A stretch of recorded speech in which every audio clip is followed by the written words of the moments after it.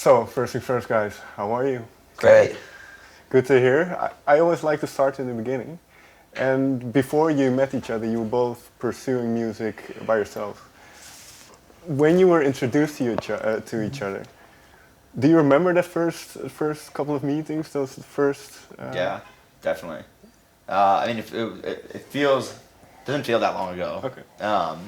But we met in our manager's apartment, which is where he used to work out of, like his office. It was kind of funny. I mean, we were all like such bootleg versions of the people we are now. Like, he had his whole office out of his bedroom, and we like did our meetings there, and it was very much just like a, hey, I love dance music, you love dance music, should we try to do this together? And and we just talked about a lot of the other artists that we loved at the time, and life, and just things were of interest to us, and we got along well. And it's kind of crazy thinking back on it, like in that terms, because it didn't feel like we were risking anything really back then so much. I mean, like he moved down to New York and I quit my job, but it didn't feel like the you know what I mean? It's just crazy to think where we are now and how those decisions led us here. What was one artist you bonded over? Calvin Harris. Yeah, which is funny because we're friends with him now, and So what's that like? to be friends with Calvin Harris, After amazing. No, but in the way that you kind of you listen to somebody, you really enjoy their music, and 2 years later you get to meet them, and then you're a peer, so to say. It's cool. I mean, yeah. I mean, it's different. It's different when you like meet someone when you're a kid and you're just a fan, and then when you meet someone who, we're on the same label as Calvin, and we have more things in common with him than we used to, and. So, I mean, it's great. We still have, like, crazy respect for him. And, we always admired that he was in dance music, but he just did his own thing. He made his own sound, like, there was, like, dance music, and then there was Calvin Harris music. And it was in the dance music world, but it was very inherently his. And we kind of always admired that, And it also seemed like he hadn't changed his sound at all. He seemed like he was just doing what he wanted to do, and he was being really successful at it. So from the outset then, was this the mentality to do your own thing, to form your own sound? Yeah. I mean, it didn't start like that, obviously. Sure. Because it takes a while to get the confidence to believe in, whatever it is, direction you're going in. And that kind of started with our remixes.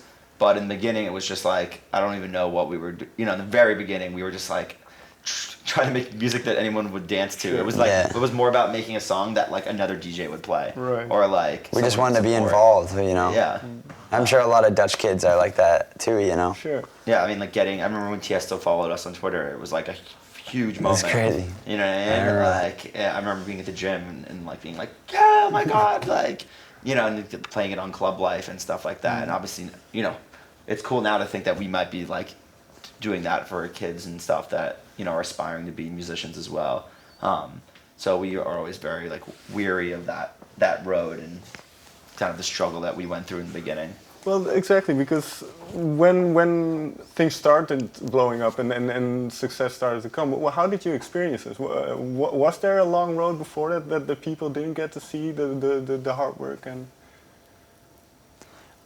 Yeah, for sure. I mean, there's a lot. I mean, I'm sure now that especially over this past year, we've had a lot of a couple big songs. It may seem that we kind of came out of nowhere, but we've just been. It takes a long time to figure out what your musical sound's going to be, especially in a genre that's I don't know if competitive is the right word, but there's so many people just making music and progressing the sound so quickly. It's really tough to like figure out something that is yours that sounds like you and nobody else, and that's also it's inherently you, and it's also fresh and fun, and I think we're really fortunate to have found that. I think some people never find that. Right. And there's a lot of great artists that keep changing. Yeah, and you realize like how big this world is also. Right. When we started out at like just getting a couple thousand plays on a song was like, it still is, that's a lot of plays, you know what I mean? But you realize like how big the world is now, and like, there's still people that haven't even heard Closer, I'm sure, and you know what I mean? It's such crazy. It's such a big place, and success is just relative to whatever you're doing. I mean, there were 2.5 years ago, when we just got to sell out like Webster Hall in New York. That was like, That was still one of my favorite shows. Yeah. It was like our hometown. Yeah, and like, that was like our first big goal. Was like selling out. And that's only like 1,500 tickets or something, or 2,500. You know what I mean? Which was it's a lot of tickets, and at the time it was just like, holy, you know, this is it. Yeah. I don't think I'll ever be happier than that. That moment there. So it's not like now it's more happiness or whatever. We just have different goals and ambitions and vision. You know, and the visions changed a little bit and that sort of thing. And this might be difficult to answer maybe yourself, then, but why do you think so many people, and like you say, all over the world from different places, can connect to the music you make? I think it's a combination of we are influenced by so many different genres that I think that makes our approach to making dance music kind of unique. And we've been so passionate about so many different bands in every type of genre throughout our entire life, and we didn't think like, we're not thinking like, okay, well, despite the fact that I want to make this, you know, another DJ won't play this record because of the tempo or the sound that we used or whatever. It's kind of just been like, you know, I was listening to this cool indie band and they did this cool, let's throw it in a song, it'd be really cool. And also the lyrics that we write are, we write about really small moments, but we write about them pretty vividly. And we describe them in a lot greater detail than a lot of other songs do. And I think that's cool because people can kind of take them, and when they hear the songs, it puts them right where we are. There's no mystery about, you know, what the song's about. So is it very autobiographical? Some of it is, some of it's more, we write stories. I mean, we're songwriters, so, you know, we write stories and we write songs with other people, really talented people that, you know, and sometimes the songs are about us, sometimes it's about them. Okay. How we start every songwriting session is, okay, who's got issues and wants to talk about them, and then we have a therapy session for an hour or 2 hours, and we go from there, and then the song just spills out.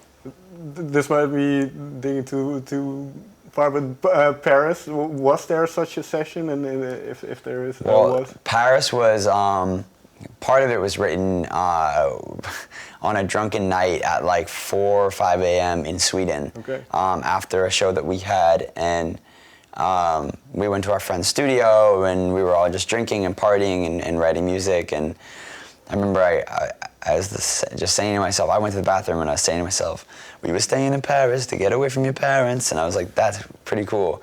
But it ended up turning into a song. I wrote the rest of the song about a friend of mine who was going through a really difficult time with drugs, and how every time I would speak to him, I knew what he was going through, but he wouldn't tell me about it, you know? And I kind of wrote it from his perspective of just being like, you know, everyone thinks I'm crazy, but fuck him, like, it's just you. Because he's always with his girlfriend too, which was also suffering from the same issue. And it was kind of from their perspective of like, you know, we're in this together, we're not crazy, everyone thinks we're crazy, and that's the inspiration of that song. It's not many people would guess that, but what you mentioned, I find it very interesting because, well, like you say, it's kind of like a little therapy session, but then, and this includes the live show, but is it very cathartic making music for you? Yeah, I mean, it's the most incredible feeling. I mean, the whole process of like putting together our shows and the artwork that's involved and the music, obviously the music, you know, it's all coming from the same place, and you know, we're expressing ourselves through it in different ways, and it's all coming from different places, and I think that's what we're becoming better at. You know, that wasn't always that in the beginning, although music was always cathartic, but the message wasn't, you know, about us so clearly, and I think that's why this album feels like the right time right now, because I feel like there's a theme through a lot of our songs that we're making, and you know, the show is turning to something much bigger, and we like to challenge ourselves, and and it's really exciting that that's kind of the direction this just took us in naturally, instead of just saying, hey, we're musicians, let's make an album. You know what I mean? We were like very patient about it, and now I feel like the time has come. Yeah, and you mentioned the album, Memories Do Not Open, and Drew, I believe you tweeted something along the lines of the music is getting darker. And do you know why?